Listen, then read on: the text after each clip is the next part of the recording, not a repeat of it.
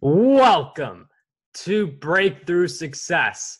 I am your host, Mark Berti, CEO and founder of the Content Marketing Plaza, bringing you 3 new episodes each week where I and top-level guests teach you how to take your business to the next level and achieve your breakthrough. And in business, there are a lot of things that affect how well we perform, and one of those is our relationships. Because if we have a healthy relationship, the business is going to be healthy. If our relationship is not that good, it's not on a solid foundation, it's easier for the business to fall off track as well. So in this episode, we're going to talk about relationships and how we can heal them, nurture them, and grow them. So the guest who joins us today, she is a physician turned relationship coach who, after practicing family medicine for 7 years, helping families to heal their bodies and their relationships, and all of that, she studied the science and the art of emotional and sensual connection. After creating joy in daily life, emotional connection, and intimacy with her husband, today's guest began using the best of what she learned to help others create the joy, freedom, and connection that they want. So today's guest for episode 347 of the Breakthrough Success Podcast is none other than Alexandra Stockwell. Alexandria, it is such a pleasure to have you on the show. Thank you, Mark. It's awesome to be here. Alexandria, I'm so happy to have you on the show. And relationships are such an important topic because part of breakthrough success is hitting the breakthrough in your personal life. And if you have your personal life all set, it's easier for you to grow on the professional business side as well. So definitely looking forward to this topic. Before we dive in though, can you give a little bit of insight into how you got started with helping people with their relationships and a little bit of your why? I know we covered it a little bit already, but I'm wondering if you could give us some of that background. Yeah, absolutely. So as you just mentioned, I was a practicing physician. I had put in a lot of hours, a lot of sleepless nights, gone through medical school training, and then had my own practice. And I was in my mid-30s, late 30s, and I was married. My husband's a physician, 3 children, and in a lot of ways, I'd arrived. Like it was the time I'd been working for, and I should have been really happy. But I wasn't. And it wasn't problematic, and I wasn't clinically depressed. I just wasn't as fulfilled as I had anticipated after working that hard to get to where I was. And so it was clear that another 30 years of life like that really wasn't going to work for me, and that I needed to shift things around so that my life felt more generative and I was in a position to be generous rather than feeling worn out and depleted at the end of the day. And I tried a bunch of different things, and then I realized it was a priority. And so I dialed down my medical practice. I'm kind of skipping over a bunch of things. Maybe I'll tell one story, which is that my daughter, when she turned 9, was just this vibrant, joyful, fantastic girl. And I knew that if I didn't find my own joy, my own passion, that there's no way 9 years later, by the time she left home, that she would sustain the joy she felt. So that really was one of my biggest whys. And so I took a very meandering journey. I did a lot of different personal growth work, various spiritual trainings, and following the breadcrumbs, I ended up doing a training in sensuality and sexuality, which coupled, it also was a coach training. And at the time, I didn't even know what coaching was. But I was there for my own desires and needs and wanting to expand my own capacity and gratification. And I went to the practice sessions for coaching, and I just loved it. And I knew, okay, this is my home, and this is where the rest of my career is going to go. And it's interesting how Alexandria, she found a very big why and used that as her motivation to taking action. Sometimes you really need to get deep and find that why.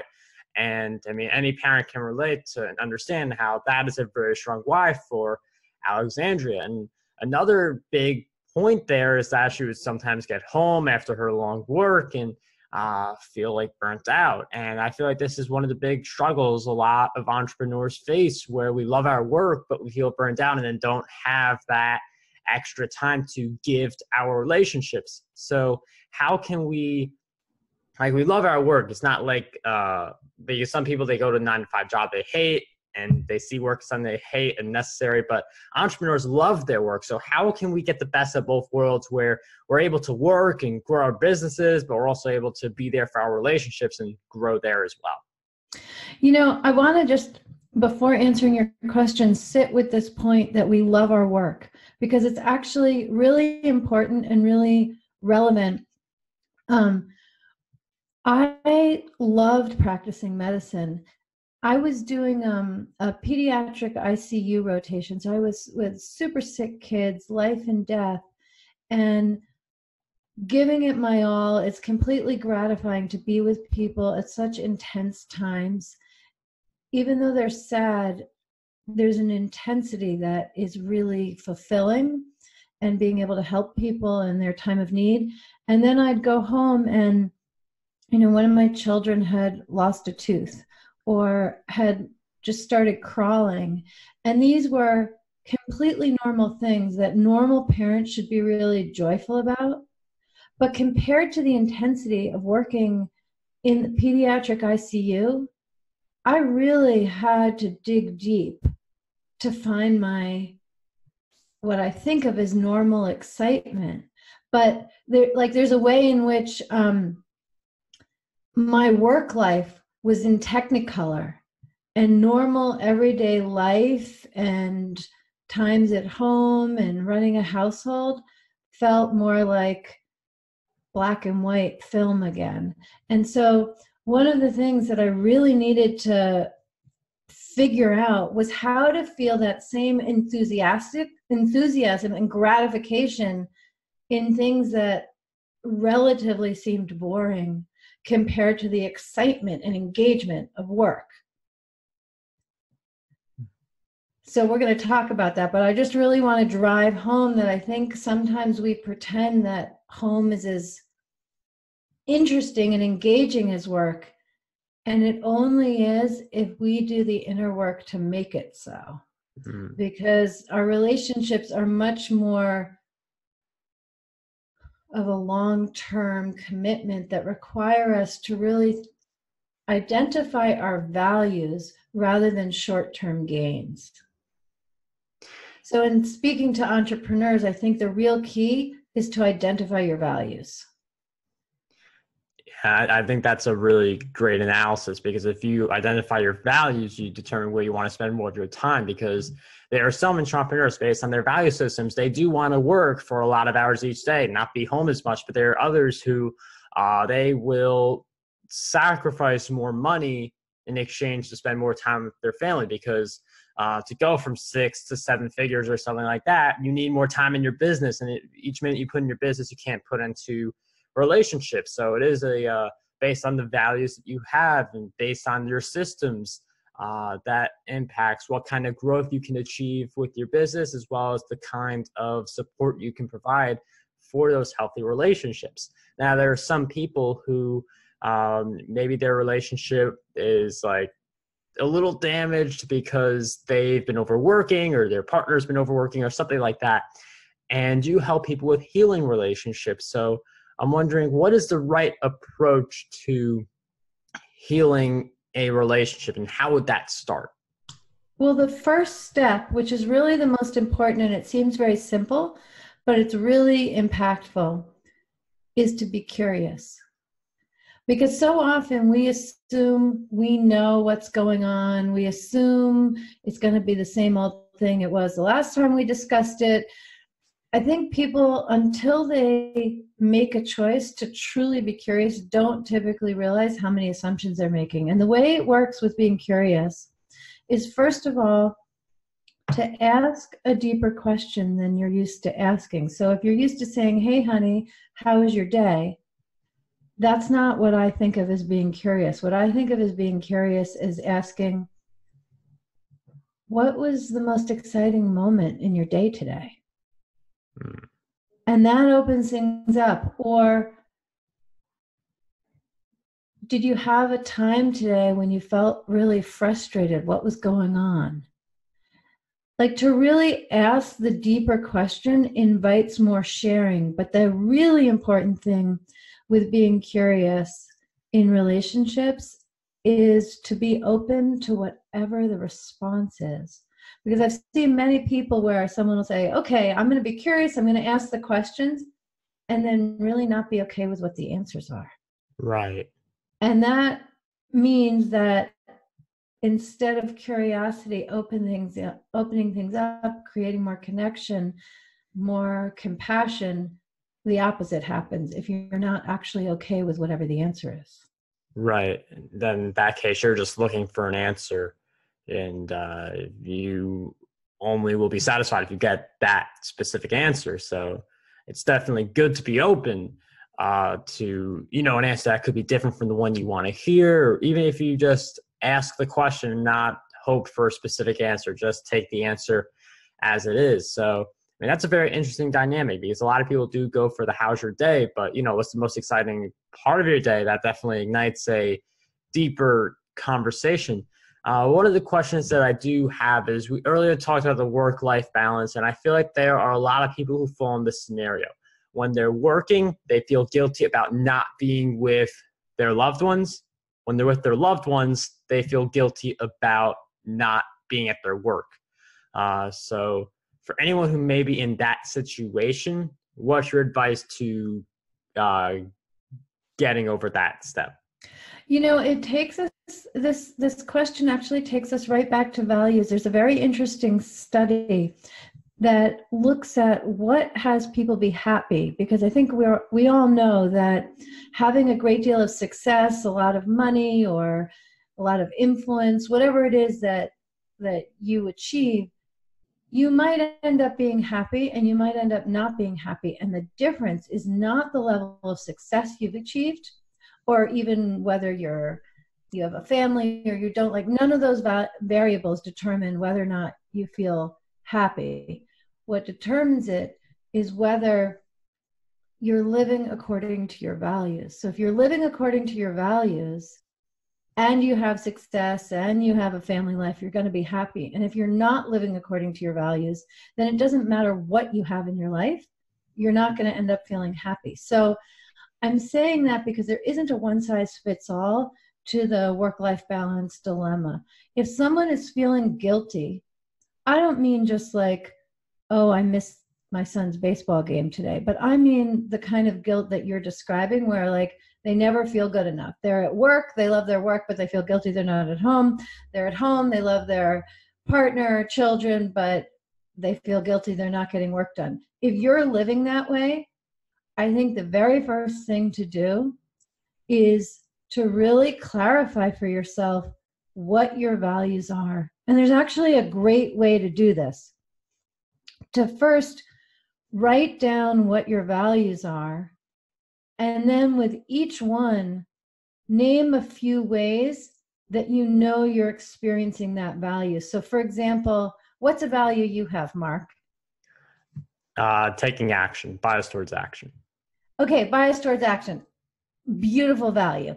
So you might feel that you're living that value when you try something new at least once a week, or when you have a to-do list and you cross off that last thing by Friday.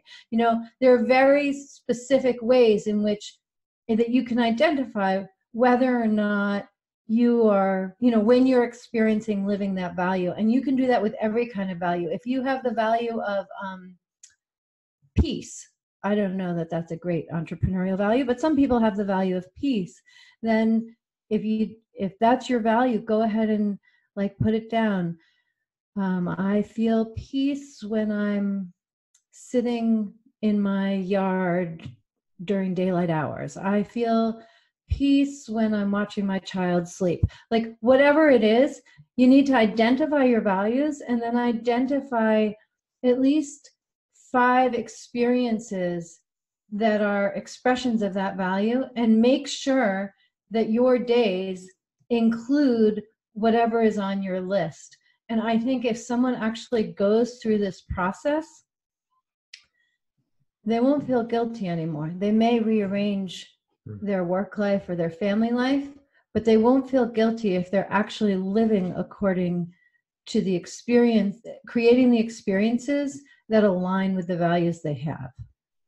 And that is a really great insight. And I feel like values, it's such a basic word, and I feel like it gets thrown around a lot. But if you really look deep into this concept that Alexandria just shared with us, I mean, if you really do just take the time and write down a few of your values and you do some deep soul searching, you can make better decisions that better align with your values and feel happier with who you are, because there's nothing like, I mean, it's really bad if you contradict yourself by saying that your value is this, but then not aligning with it. I feel like this is where we get a lot of the dissatisfaction out there. Absolutely. Although one of the things is that, I mean, there's having a value and then acting differently, but I think what happens more commonly is that people have a value and don't really take the time to figure out how that value would show up in their life. So it's really important when you do this exercise we've just talked about, that everything on your list of how the value gets expressed in your life is something that's entirely up to you. So if one of your values is connection, you can't have on your list that someone else share something vulnerable with you.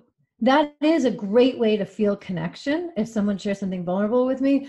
But if my value is connection, I need to have everything on the list of things that as a way to experience connection, something that is in my control that I can create for myself. I like that idea of control. It's something we've definitely hit on in past episodes, because like we have a lot more control than we realize. And when we don't have control, that's just us taking control away from ourselves. It's never someone who's restricting us, like we put ourselves in that restricted state. So you definitely need to, as Alexandria mentioned, have that control where you can control the actions you take. You can't control circumstances and what other people do, but you can certainly control what you do and the actions you take. So certainly a really great insight there. And in addition to values, I think another really important thing is developing the right habits. So I'm wondering if you could share with us some of the habits you've developed that you would say are pretty essential to your success. Okay, great. Yeah. So I actually went through this values exercise that I've described, and I realized that I have a much higher value on spending time with my husband than the amount of time I actually spent with him. So one of my habits absolutely is at 9 o'clock every night, no matter what I'm doing. Okay, sometimes it's like 9:05, but Okay. 9 o'clock, I shut things down and I make a point of connecting with my husband. And I needed to make that a habit because I love working so much that I wasn't naturally just coming to the end of my workday. I really had to create a habit to do that. And then when we connect, I want to also add, there's this ridiculous statistic, but the average couple in the United States spends less than 4 minutes discussing anything besides logistics and kids. And so when we connect at 9 o'clock, we are not discussing any of our 4 children, and we are not discussing logistics. And we are asking one another these deeper questions. And so what I want to convey is we don't actually spend that much time with one another given 24 hours. And I'm not including the time we're asleep, but like the amount of time my husband and I have to actually connect is pretty short. But what I have found is it can be very efficient. If we are both present, we both know 9 o'clock is our time to connect, even if it's just 15 minutes. If we have our full attention, no phones, no distractions, I want to say, but not conversational distractions, then that is a habit that has changed every day for me. Wow. Never really thought of that. And I feel like for a lot of people, that's a shock to hear that a lot of it is logistics and children and stuff like that. I mean, it's really shocking when you think about it. It certainly makes sense, but having that 15 minutes each day can really make a big difference. If you're listening or watching and you think, oh, like it's got to be more spontaneous, like why are we scheduling a time to talk with each other? It works. And if you and your significant other or your friends or whoever's important to you, they both abide by 9 p.m., for instance, what Alexandria does, that's how the conversations happen. Because if you forget one day because you prefer spontaneity, it could turn into a string of other days. So it is good, as she mentioned, to have that time, like 9 p.m. or something else like that, where you to commit to meeting and talking every day. Yes, and let's be clear, that doesn't eliminate the possibility of spontaneity. Right. Also, it's a bonus. It's really not either or. It's like, it's just this we can count on. Yeah, it's definitely good to have something like that. So definitely think about that. Like at the end of the day, maybe when you're feeling like, you're winding down, you're at a less productive state anyway, that could be an opportunity to leave the work and spend time with the people who you care about. So definitely something to think about. And Alexandria, I know I've asked you a bunch of questions throughout our time together, but what do you believe is one question that we need to be asking ourselves more often?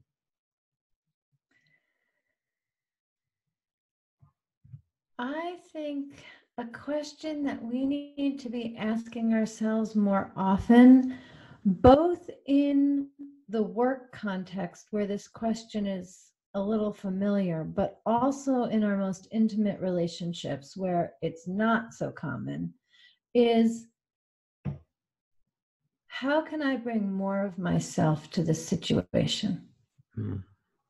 How can you bring more of yourself to this situation? Because I really believe that the majority of relationship problems are the result of people not showing up fully and authentically. Yeah, that's a good one, because sometimes we're here physically, but we're not present in the moment. Or we're super dominating and just like, oh, I'm totally present. I'm here. This is all of me. But actually, it isn't all of you. It's like overcompensating for the quieter parts of you. Like all of you is not necessarily loud. It's authentic. I mean, that's a very valuable insight for us. And I appreciate you coming on the show and sharing all the great insights with us. If you want to see where you stand with your relationship IQ, I know Alexandria has a great quiz for us. Testyourrelationshipiq.com. That is the link. It will be in the show notes of this episode, markberry.com/E347. Alexandria, I know we just talked about your relationship IQ quiz, but is there any other way where we could find you as well? Yeah, absolutely. Anyone listening, you're welcome to come to my website, alexandrastockwell.com. And I really think the key to a great relationship is building a conscious partnership. And I have a free action guide there for how to start to do that. So between that and the relationship IQ and the exercise we talked about in this conversation with identifying your values, I think anyone who wants to improve your relationship, you've got a bunch of good places to go. All right. Those resources, again, will be in the show notes. Alexandria, thanks for sharing all of this great information with us. It was such a pleasure to have you on Breakthrough Success. Thank you, Mark. I really appreciate it.